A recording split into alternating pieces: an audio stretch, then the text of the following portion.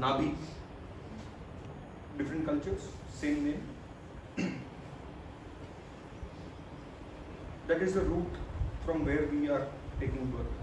We are connected by the umbilicus cord with our mother for 9 months, and we are taken care of.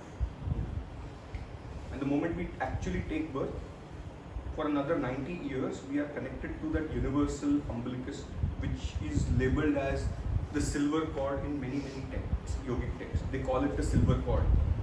Does it exist yet? Yes, it does. How is it tied? It is coming from the Sahasrara in the knot goes this way. Okay.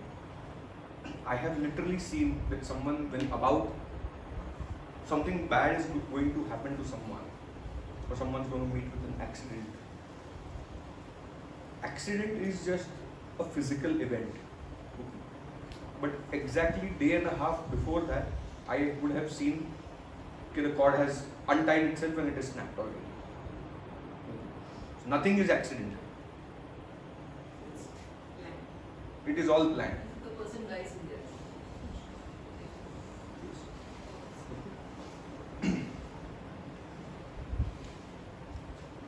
When people are about to die naturally also, so what happens is over time, so the umbilicus, the energy is what we call as adhogati. Adhogati means downward falling.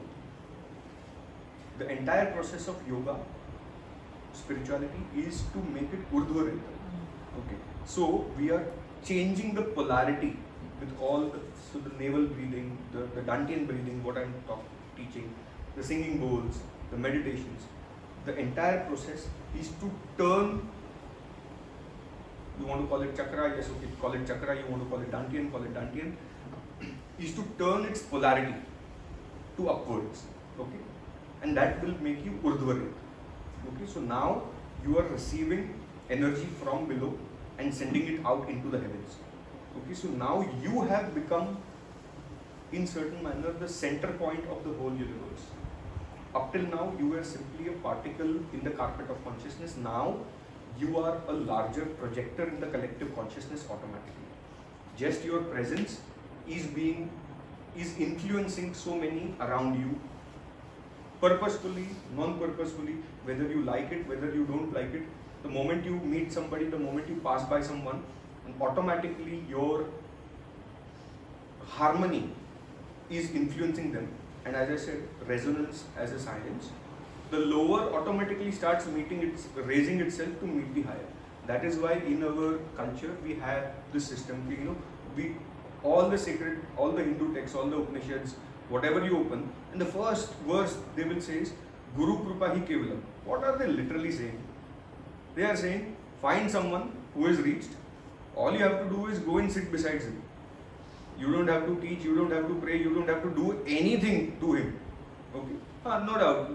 Then obviously we bring in a few rituals, like थोड़ा बहुत respect तो कर लेना भैया, तो उसको थोड़ा फूल, कुछ फल लेकर जाना उनके लिए, ठीक है?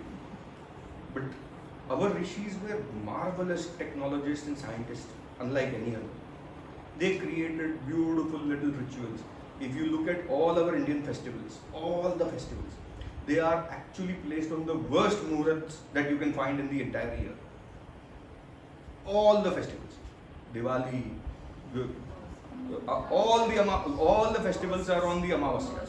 The worst muhurats that you can find in the entire year. What are they trying to teach? Why have they placed them there? Because they are expecting, okay, on Amavasya nights or on the worst muhurat, what it is your Sushumna Nadi is on. When the Sushumna is on, you are burning away karma.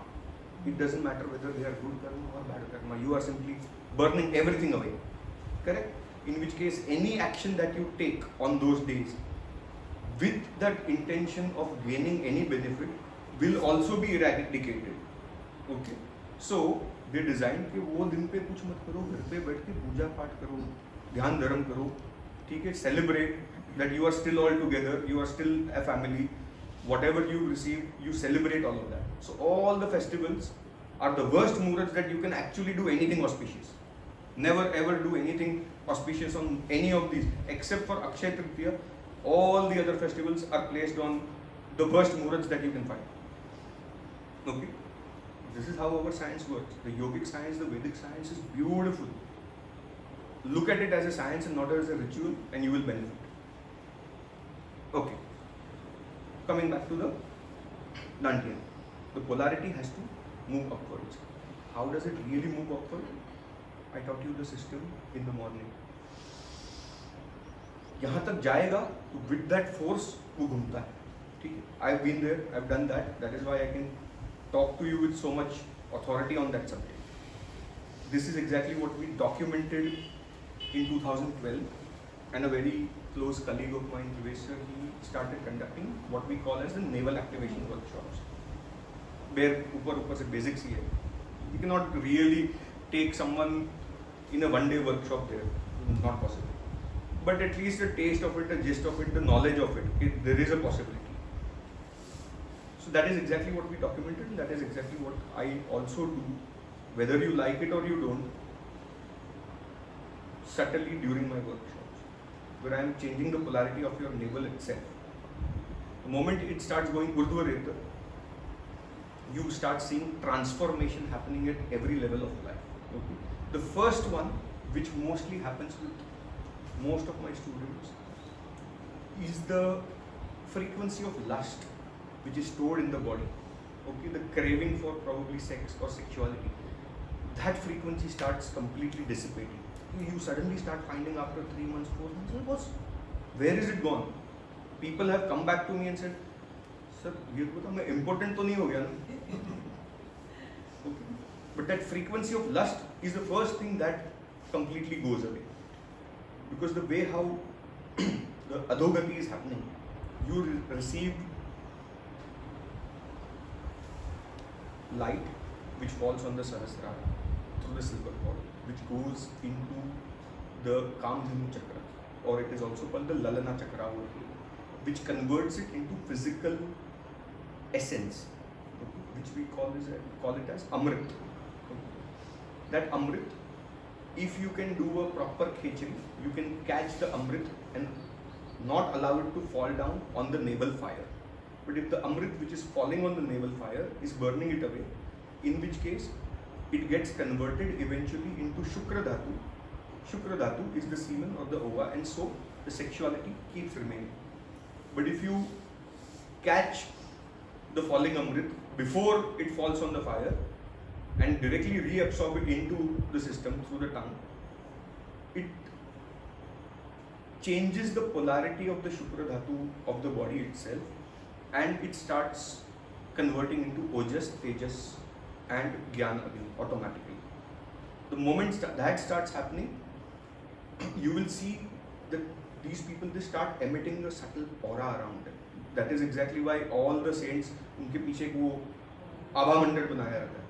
What is it? That inner brightness, it suddenly starts shining. You don't have to look tall, dark, handsome and beautiful, and yet there is something about those people that you just love. You just want to go and sit beside them, talk some bullshit, just try and strike a conversation to keep them around you.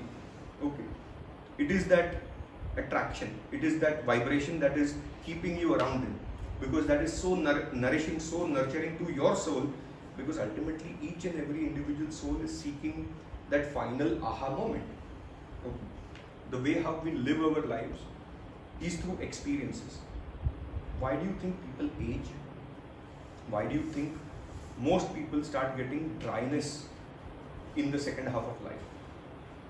Because we are not able to refresh our experiences. When you are young, everything is new, and so there is tons of possibility, tons of exploration possibilities. ये भी करना है, वो भी करना है. Life is beautiful, and so when you look at your body at that age of 25 to 30, it is ripe, it is young, it is fresh, it is glowing. That is kapha, correct? Coming from the kidney essence, the gene. And then slowly you start understanding, oh no, the world is not as rosy and beautiful as it looks like. Okay? And you start criticizing slowly over time. You start failing to appreciate the newness, because for you now everything is the same routine. Daily यही है, वो पेड़ वहीं पे है, 15 साल से वहीं पे है. रोज घर से गाड़ी लेके बाहर निकलते हो, वही रास्ते पे जाते हो, वही काम करते हो, वहीं से वापस आते हो. Your experiences are no longer renewed, in which case you stop having aha moments. The aha moments are the moments where you go into a wonderment. Oh wow! And every time you go, oh wow, is a great aha moment for the soul, and the soul only yearns and craves for that all the time. That is why most people are what we call as enthusiasts. कुछ ना कुछ नया करना रहता है, कीड़ा है अंदर. Why? Because we are seeking aha moment experiences. Life can exactly be the same routine if you flush out the daily memory chain.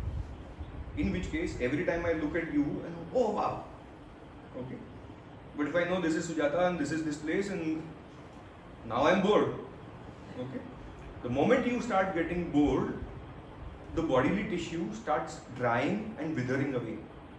Okay. That is why all the vata related ailments start. The whole, you look at the animal kingdom, the plant kingdom, the tree kingdom, all of them slowly start drying away the moment they start experiencing boredom. यार ये तो वो का वही है, वो का वही है, वो का वही है. So every time you have to keep flushing out the daily memory chains and keep your mind in that constant wonderment. I don't know anything and so everything is new, in which case, oh wow, new. But at the moment you say, I know this, done. That is the downfalling. Okay. Knowledge, as we say, ज्ञान ही सबसे बड़ी अज्ञानता है और अज्ञान ही सबसे बड़ा ज्ञान है. Okay. People are chasing knowledge, and so people are chasing information. People are chasing experiences. But the moment you have experienced it, then you have the memory and the knowledge of that. In which case, now you know. And so the problem is, you are not able to push that reset button again and again to unknow it.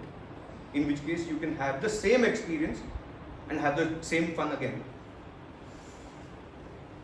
ये समझ में आ रहा है? Good. Coming back to the diagram. The kidneys. The left kidney and the right kidney. The left